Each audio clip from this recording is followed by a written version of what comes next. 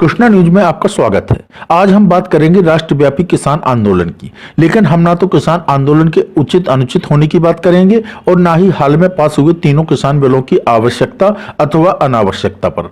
हम बात करेंगे किसान आंदोलन को लेकर चल रही बातों पर, वही भी उन जिम्मेदारों द्वारा कही हुई जिनके हाथों में विशाल भारत की बागडोर है, जो इन्हें विश्व के सबसे विशाल लोकतांत्रिक देश की जनता ने पूरे विश्वास और ताकत के साथ सौंपी है।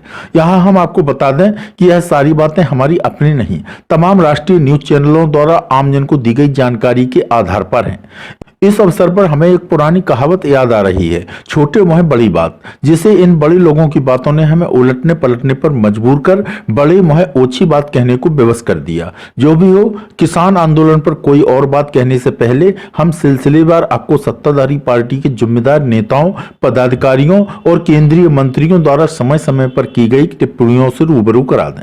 सबसे पहले 28 नवंबर 2020 किसानों के आंदोलन में खालिस्तान समर्थक नारे लगाए जा रहे हैं। मनोहर लाल खट्टर, सीएम हरियाणा।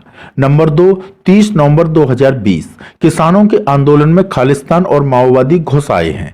अमित मालवीय, नेता बीजेपी। नंबर 3, 2 दिसंबर 2020 टुकड़े टुकड़े गैंग ने आंदोलन को हाईजैक कर लिया है। सुशील मोदी, नेता बीजेपी। नंबर 4, 2 दिसंबर 2020 किसान आंदोलन की आड़ में टुकड़े टुकड़े गैंग शाहीन बाग 2 चला रहा है। मनोज तिवारी, नेता बीजेपी। नंबर 5, 9 दिसंबर 2020 किसान आंदोलन के पीछे चीन और पाकिस्तान का हाथ। राव साहेब दानवे, केंद्रीय मंत्री। नंबर 6, 11 दिसंबर 2020 वामपंथी माओवादी आंदोलन को हाईजैक करने की कोशिश कर रहे हैं। पीयूष गोयल, केंद्रीय रेल मंत्री।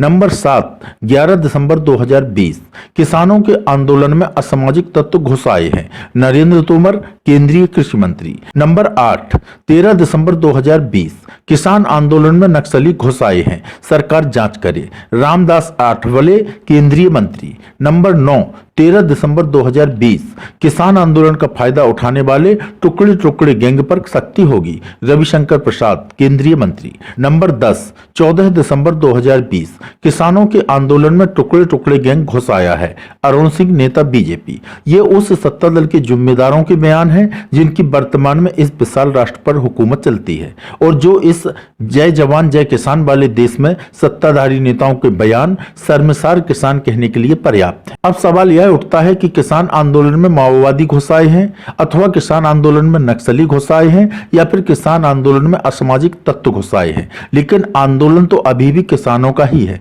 आंदोलन ना तो नक्सलियों का हुआ है, ना ही माओवादियों का हुआ है और ना ही असामाजिक तत्वों का।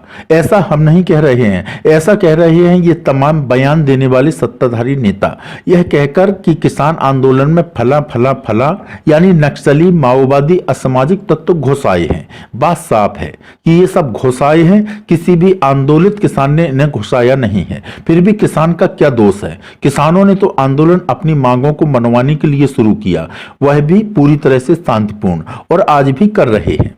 एक और बात, भारत जैसे कृषि प्रधान देश में देश की राजधानी दिल्ली की सीमाओं पर देश के अन्नदाताओं द्वारा किए जा रहे शांतिपूर्ण आंदोलन में नक्सली, माओवादी, असामाजिक तत्व घुस जाते हैं और सरकार के ही नुमाइंदे चिल्ला चिल्ला कर तमाम बयान देकर आंदोलन की धार मौथरी करने का प्रयास करते हैं। लेकिन इस घुसपैठ को रोकने के लिए कोई कारगर कदम उठाने की बजाय अपनी ही सरकार से जांच की मांग करते रहे। किसान आंदोलन को शाहीन बाग 2 का नाम देना भी किसान आंदोलन और किसान की तौहीन ही है। यह तो हुई किसान आंदोलन पर लगाए जा रहे आरोपों की बात। लगाए जा रहे इसलिए क्योंकि अब तक इन आरोपों की कोई पुष्टि नहीं हुई है, सिवाय आरोप लगाने वालों का बड़े बड़े पदों पर आसीन होना। लेकिन इन आरोपों की भी कई कैटेगरी है। अब हम इस किसान आंदोलन पर लगे गंभीर आरोप और घृणित आरोप की बात करते हैं। गंभीर आरोप, किसानों के आंदोलन में खालिस्तान समर्थक नारे लगाए जा रहे हैं, और घृणित आरोप, किसान आंदोलन के पीछे चीन और पाकिस्तान का हाथ है। हालांकि यह दोनों आरोप अपने आप में आरोप लगाने वालों से सवाल करते नजर आ रहे हैं। देश के अन्नदाता के आंदोलन में खालिस्तान के नारे, और मान भी ले कि ऐसा हुआ है तो इन्हें रोकने की जिम्मेदारी किसकी है? देश के अन्नदाता की या देश के हुक्मरानों की? अब सबसे घृणित आरोप, किसान आंदोलन के पीछे चीन और पाकिस्तान का हाथ। इस आरोप ने न केवल देश के किसान को शर्मसार कर दिया बल्कि पूरे हिंदुस्तान के हृदय को मरमाहत कर दिया। इस आरोप ने हिंदुस्तान की आत्मा अन्नदाता किसान को एक झटके में देशद्रोही की कतार में खड़ा कर दिया। सवाल यह उठता है कि केंद्रीय सरकार के मंत्री जी के अनुसार जय जवान जय किसान वाले कृषि प्रधान देश का किसान पाकिस्तान और चीन के इशारे पर चलने लगा और सरकार देखती रही, जानती रही, पर कुछ कर ना सकी।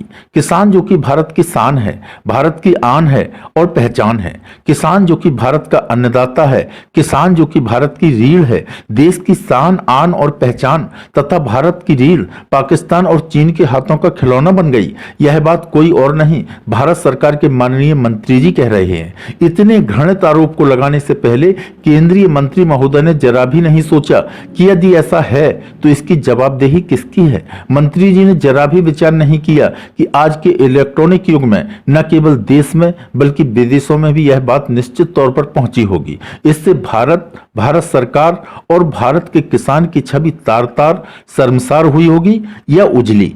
यह सवाल मंत्री जी से भारत के किसान को जरूर पूछना चाहिए, किसान बिल खारिज हो अथवा नहीं। कृष्णा न्यूज की यह खास पेशकश आपको कैसी लगी, कमेंट्स बॉक्स में जाकर जरूर बताएं।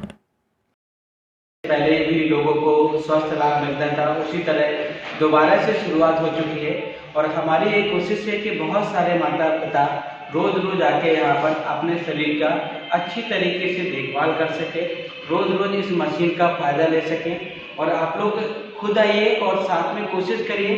बहुत सारे लोगों को यहाँ के बारे में ज़रूर बताइए। धन्यवाद। समय पर समाचार पाने के लिए लाइक, सब्सक्राइब एवं शेयर करें हमारा चैनल कृष्णा न्यूज और जल्दी से समाचार पाने के लिए बेल आइकन का बटन जरूर दबाएं।